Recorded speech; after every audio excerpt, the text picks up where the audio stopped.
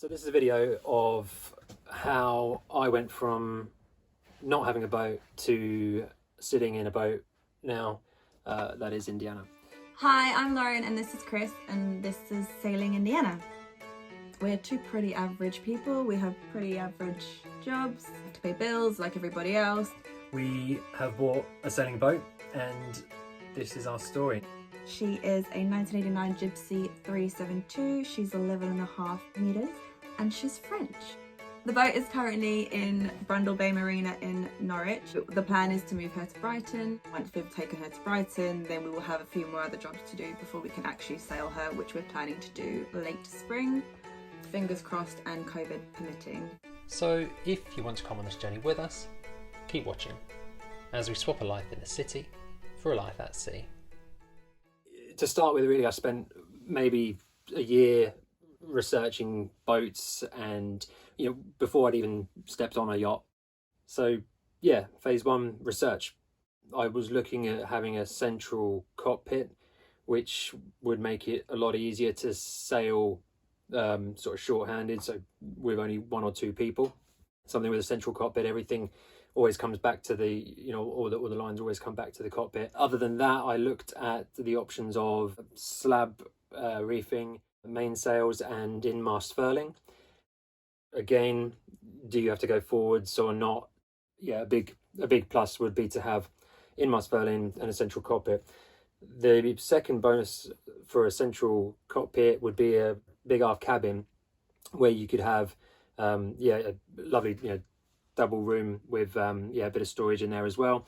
And seeing as the idea was to have a liveaboard, that would be a massive plus. So from that, I knew what I wanted. Looked at different types of boats. I think Beneteau has always come up as being quite affordable, quite kind of decent for the money. If you want to go a bit older, a bit sturdier, you could look at Moody's, you could look at Westerlies.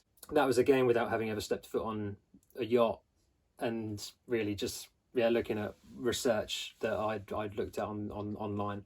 So yeah, stage two would be then to kind of look at, can you go and see a boat? Okay, are you going to do this? Is this a serious Dream? Yeah, a serious dream. And if so, then start putting those steps in place. So go and see a boat. So that's the next thing. Go and research. Go and step on a boat and see size-wise how it's going to work. The process of dealing with brokers as well. Just pick up the phone, just give them a call and let them know. Just say, look, I haven't got any experience in buying boats. I want to come down and have a look. I don't want to waste your time.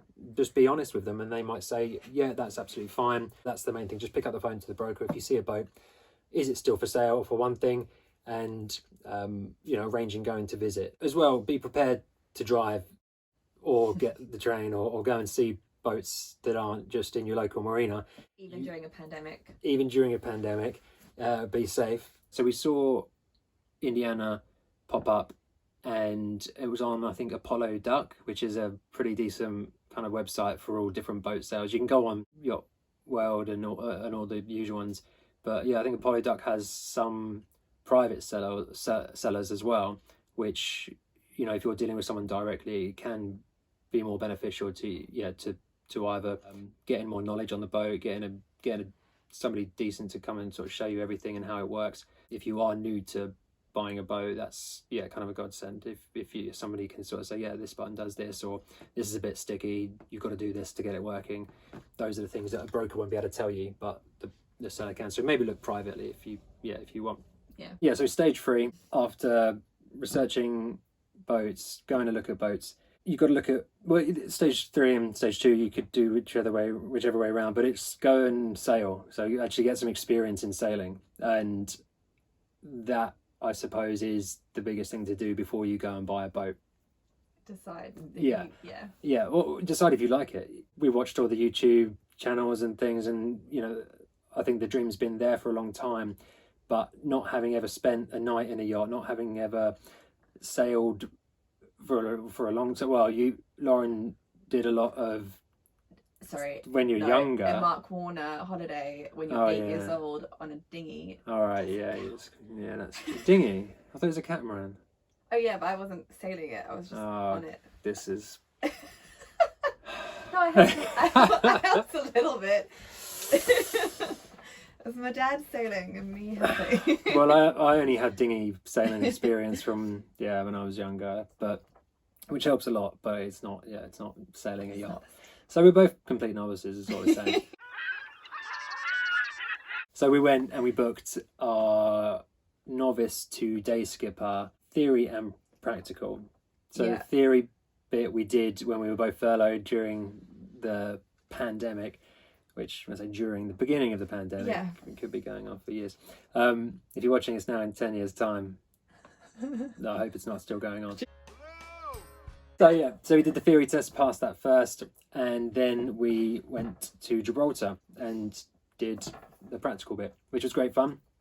10 days practical, living on a boat, working the boat.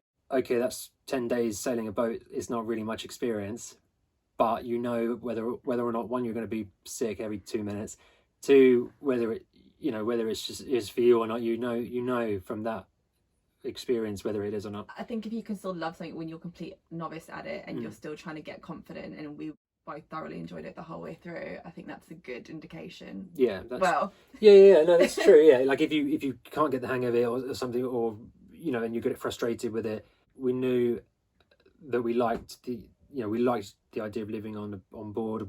We could live on board. Yeah. And that was enough. The experience of actually sailing, like, no way, like, have we got enough experience now to be going out, in certain conditions? But we've got enough to be confident to take the boat out, at least. Yeah. Points of sail, come back in. And that is then what we're going to build up over the course of however long. Stage 4. So, stage 4 for me and us, I think, is understanding that living on a boat isn't as romantic as some channels might make it out to be. Well, maybe that's unfair, because I don't think any channel kind of goes, this is great, this is easy, come and live this life and it will be fun. But yeah, you do, when you're watching it from the comfort of your home, you could fall into the kind of category of thinking, this is great, all my life's problems are going to be solved. But I don't think that's necessarily the case. I suppose compare it to maybe living in a camper van or something like that, where your toilet is, where your water and everything comes from, and gas for cooking, and that you're living a minimalist lifestyle, and that, I think, is what appealed to me, and I think that does appeal to us. You really got to get yourself in that headspace of going, this really is going to be a massive change if I'm living in a flat or in a house somewhere. So I think get that in your mind first, and maybe that experience from going sailing will teach you that first, and having some nights on a boat, maybe we've got a lot of that to learn as well ourselves. But I think we're in the right mindset to say, okay, yeah, there's a lot that goes with this, and it's not just happy days. No. Okay, so number 5 is understanding logistics and where you want to live in your boat in the marina, where the boat is that you're going to buy it. For us, we bought a boat in Norfolk, on the Norfolk Broads, and we're not from anywhere around here. We're not from around these parts. We made this decision, but looking at where the boat was, where we were, it's 2.5 hours. 2.5 hours. 2.5 hour drive to the boat every time we want to come to the boat. And now looking at moving the boat down to Brighton Marina, and the boat's not really ready to sail yet. There's no way of getting the boat from here down to Brighton, so it's going on the back of a lorry. Look at logistics wise of when you do go and see these boats, how are you going to get them back? If you are looking abroad at a boat, are you going to hire a skipper to sail it back, and how expensive that will be? The cost of haulage, how much it's going to be to haul the boat wherever you need it. And also then look at where you're going to be, and if you aren't living on a boat straight away, how close that is to where you live, and how much it's going to cost you to get there, because all these costs start adding up, and yeah, it's just something to be aware of. So step 6 for us was financing the boat and how you are going to pay for it, because it's not cheap. It's not, well, no. It depends what the value of money is to you, but it wasn't something that could be bought outright, and so it's been financed over 3 years. Well, yeah, the idea is to finance it over 3 years, and pay it off over that time. If you can't afford to buy the boat outright, then there are options out there, which finance is an option, or you could get a bank loan. But at the moment, being 2021 now, but in 2020 when we got Indiana, I found it's very difficult to get credit. So to get a bank loan was impossible, and looked at different finance options. And even I think Pegasus is one of the big ones. They wouldn't, not because I've got bad credit or anything like that. It's just a pandemic and nobody wants to lend anybody any money. Yeah, just think about your options. Even if you get to that point when you found the boat that you love and you're like, yeah, I'm just going to go and arrange some, bank loan or whatever it is, 20 grand, 30 grand. It's not as easy as that. So, I was a bit shocked about how difficult that was in arranging back and forth with different finance companies, and getting knocked back a few times, just purely due to the current climate and current conditions. I finally went through Pro Marine Finance, who you'll find online. They were amazing at everything. They, because it was a private seller as well, a lot of finance companies won't touch that. They want you to go for a broker, which is an additional cost on top of the sale. So but Pro Marine Finance were really, really good. They drew up their own bill of sale, or the new bill of sale.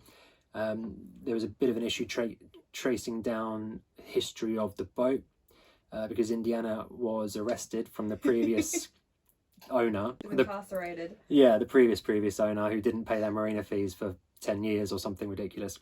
Got the boat taken off them. Then the boat was sold at auction to the people who sold it to us. That meant the paperwork trail wasn't as clear cut as it should have been, and there was a lot of back and forth. And there was a point when I thought I wasn't gonna be able to do it because the paperwork wasn't original, it was tricky. And you've got to be prepared that it all could fall through at the last minute. But very lucky to go with Pro Marine. Yes, the APR was higher, but that I think comes with what them being able to do what they did, get things through that maybe other bigger companies wouldn't be able to do. So I can't speak highly enough for them. If you do need to finance your boat, I don't know what steps are on now. Step 7 maybe. I think you're on step 7. Ben. So 2 things really when you are buying a boat: survey and insurance. If you aren't buying the boat outright, you will need to prove that you've had a survey done, and a satisfactory survey, and you will also need insurance on the boat before the agreement goes through. A survey, you can find a boat surveyor locally to where the boat is. I think that would be the best option, and probably costs about 500 quid. Insurance, you want to be covered over sort of £5 million, which I think is standard for most boat insurances, and being fully comp, because some marinas won't let you in if you aren't sort of fully covered. Actually, insurance is surprisingly cheap for a boat. It's like 400 quid or something like that. It's not as bad as you think. So, but get those in place. And I think the insurers asked for proof of the age of the rigging, which had been changed last year or 2019. So that was, I just needed to get an invoice from the seller to prove that it was that age. So there might be a few hurdles to jump in doing those steps as well. So those, just things to think about as well. Step 8 would be, have you got all the documents? And so I think I spoke a little bit earlier about documents and finding them. Is there a history of ownership of the boat? Can you prove that the boat is owned by the seller? And there's always talk about the VAT and whether it's been VAT paid or not. Like if you're taking the boat out of the UK, I don't know enough about it to explain it. You don't want to be stung with a 20%, paying 20% of what you pay for the boat on top just to get the VAT paid. But I believe it's something to do with bringing your boat back into the UK, where you could get asked, but I don't know who's walking around with a clipboard coming up asking people if the VAT's been paid on the boat that's sitting in the marina. So I don't know how it works. Maybe people that do could leave a comment and explain the importance of having VAT paid and having, an invoice that has VAT included on it. So step 9 would be to actually buy the boat, so purchase it. I think there was a day or two where I sat and was waiting to make the phone call to put an offer in, and you've got to just bite the bullet. I think just buy it. Just do it. Just do it. Because if you've been thinking about it as long as you should have been thinking about it, so probably a year of research and thinking about different things, going and looking at boats, it's probably a long process. You know you want to do it, so don't back out now. just do it.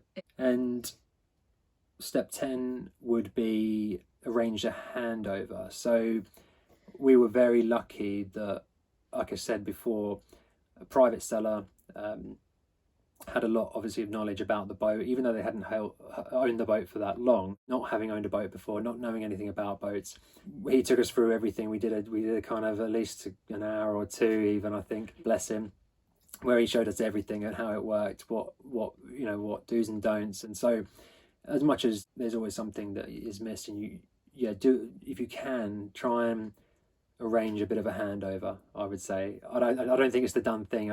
I think he said to us that you got given the keys.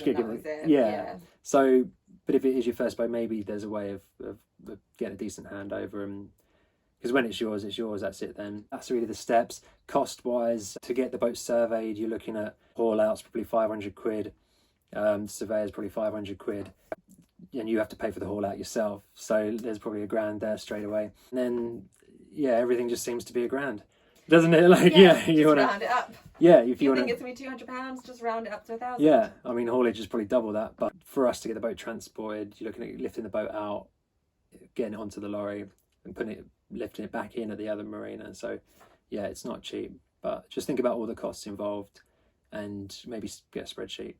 Yeah, that spreadsheet that we haven't got a spreadsheet, but yeah, maybe I don't know. Maybe it'll help, but I had it all juggled in my head for a long time.